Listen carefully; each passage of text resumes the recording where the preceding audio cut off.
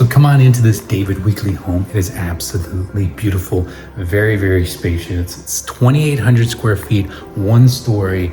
As we come in from the main doorway, we've got a nice little office area, bedroom up front. But as you know, I always like the entrance to the house, and in this one, it is absolutely spacious. It just feels so large.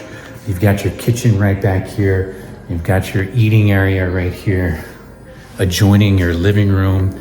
It's great for entertaining guests and just having a view from the front of the house all the way through the back of the house with open windows from the floor to the ground to let in a lot of light. Again, a nice addition right here off your living space and your eating space. We've got additional windows. The light, in addition to the floor plan, just makes it feel larger than it is. It feels very, very much bigger than 2,800 square feet. As we walk into the primary bedroom, we have this lovely bedroom. Again, a lot of light from these windows that are accented with the black trim. Nice addition to the bedroom.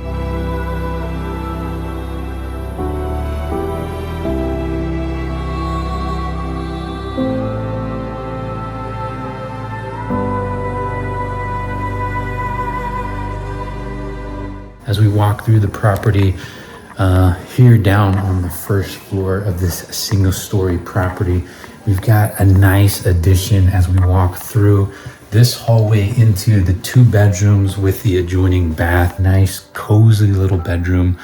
They're both next to each other, nicely done. But one addition to this house that I really, really love is this laundry room. Now it's very nice because you've got your laundry, but you also have right there, you can wash your dog.